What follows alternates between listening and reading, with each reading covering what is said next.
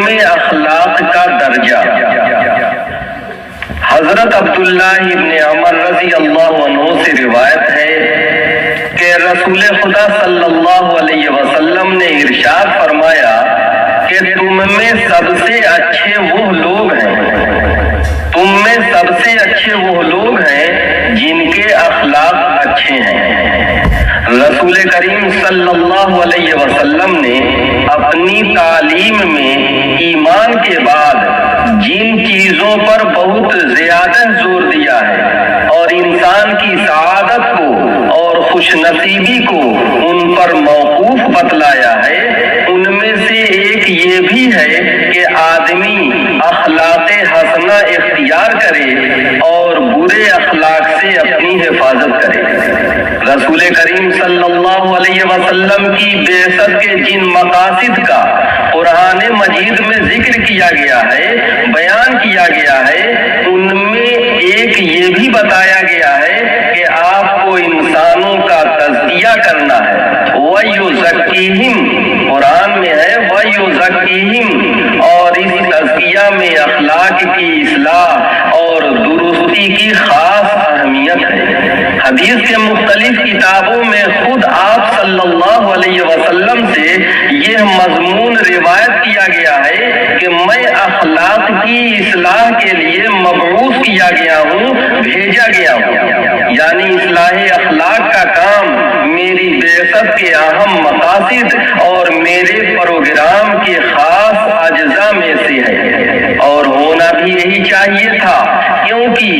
انسان کی زندگی اور اس کے نتائج میں اخلاق کی بڑی اہمیت ہے۔ اگر انسان کے اخلاق اچھے ہوں تو اس کی اپنی زندگی بھی قلبی سکون اور خوشگواری کے ساتھ گزرے گی، اور دوسروں کے لیے بھی اس کا وجود رحمت اور چین کا سامان ہوگا۔ اور اس کے برعکس، اس کے الٹا، اگر آدمی کے اخلاق برے ہوں تو وہ خود بھی زندگی کے لطف و مسرت سے محروم رہے گا، اور جن سے ان کا واسطہ اور تعلق ہوگا ان کی زندگیاں بھی بے مزہ اور تلخ ہوں گی۔ یہ تو خوش اخلاقی اور بد اخلاقی کے نقد دنیاوی نتیجے ہیں جن کا ہم اور آپ روزمرہ مشاہدہ اور تجربہ کرتے رہتے ہیں، لیکن مرنے کے بعد والی ہمیشہ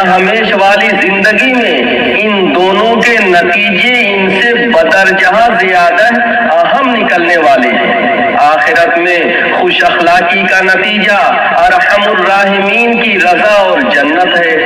اور بد اخلاقی کا انجام خداوند قہار کا غضب اور دوزخ کی عذاب ہے۔ اللہ رب العزت ہم لوگوں کی حفاظت فرمائے۔ اخلاق کی اصلاح کے سلسلے میں رسول کریم صلی اللہ علیہ وسلم کے جو ارشادات حدیث کی کتابوں میں محفوظ ہیں وہ دو طرح کے ہیں۔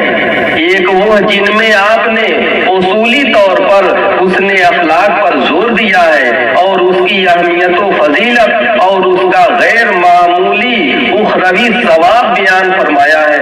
اور دوسرے وہ جن میں آپ نے بعض خاص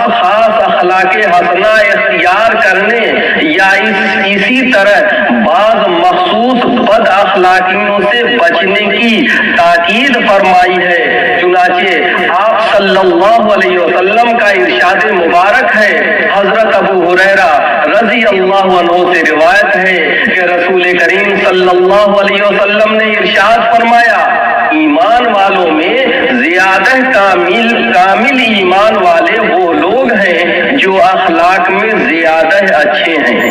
اس حدیث کا مطلب یہ ہے کہ ایمان اور اخلاق میں ایسی نسبت ہے کہ جس کا ایمان کامل ہوگا اس کے اخلاق لازماً بہت اچھے ہوں گے،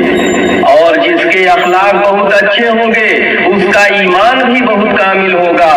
واضح رہے کہ ایمان کے بغیر اخلاق بلکہ کسی بھی عمل کا، حتیٰ کہ عبادات کا بھی کوئی اعتبار نہیں ہے۔ ہر عمل اور ہر نیکی کے لیے ایمان روح اور جان کی منزل میں ہے، اس لیے کہ اگر کسی شخص میں اللہ اور اس کے رسول پر ایمان کے بغیر اخلاق نظر آئے تو وہ حقیقی اخلاق نہیں بلکہ اخلاق کی صورت ہے، اس لیے اللہ کے ہاں اس کی کوئی قیمت نہیں۔ ایک دوسری حدیث جو حضرت ابو الدرداء رضی اللہ عنہ سے روایت ہے کہ رسول کریم صلی اللہ علیہ وسلم سے وہ نقل کرتے ہیں کہ آپ صلی اللہ علیہ وسلم نے ارشاد فرمایا، قیامت کے دن مومن کی میزان عمل میں سب سے زیادہ وزنی اور بھاری چیز جو رکھی جائے گی وہ اس کے اچھے اخلاق ہوں گے۔ ایک اور روایت خوش اخلاقی سے متعلق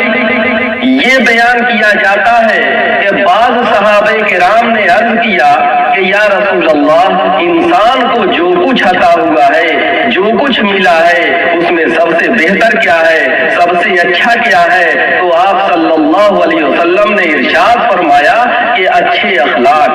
اس کو امام بیہقی نے روایت کیا ہے اور امام بغوی نے شرح السنہ میں اس کو روایت کیا ہے۔ ان حدیثوں سے یہ نتیجہ نکالنا صحیح نہ ہوگا کہ اخلاق حسنہ کا درجہ ایمان یا ارکان سے بھی بڑھا ہوا ہے۔ صحابہ کرام جو ان ارشادات کے مخاطب تھے، ان کو رسول اللہ صلی اللہ علیہ وسلم کی تعلیم و تربیت سے یہ تو معلوم ہو ہی چکا تھا کہ دین کے شعبوں میں سب سے بڑا درجہ ایمان اور توحید کا ہے، اور اس کے بعد ارکان کا مقام ہے، پھر ان کے بعد دینی زندگی کے جو مختلف اجزاء رہتے ہیں ان میں مختلف جہاد سے بعض کو بعض پر فوقیت اور امتیاز حاصل ہے، اور بلا شبہ اخلاق کا مقام بہت بلند ہے، اور انسانوں کی سعادت اور فلاح میں اور اللہ تعالیٰ کے ہاں ان کی مقبولیت اور محبوبیت میں اخلاق کو یقیناً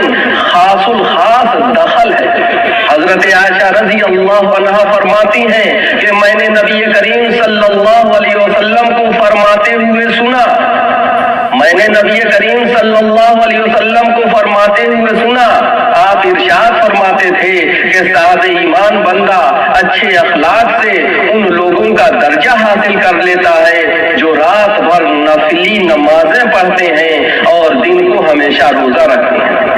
اس حدیث کا یہ مطلب ہے کہ اللہ کے جس بندے کا یہ حال ہو کہ وہ عقیدہ اور عمل کے لحاظ سے سچا مومن ہو اور ساتھ ہی اس کو حسن اخلاق کی دولت بھی نصیب ہو، تو اگرچہ وہ رات کو زیادہ نفلیں نہ پڑھتا ہو اور کثرت سے نفلی روزے نہ رکھتا ہو، لیکن پھر بھی وہ اپنے حسن اخلاق کی وجہ سے ان شب بیداروں عبادت گزاروں کا درجہ پالے گا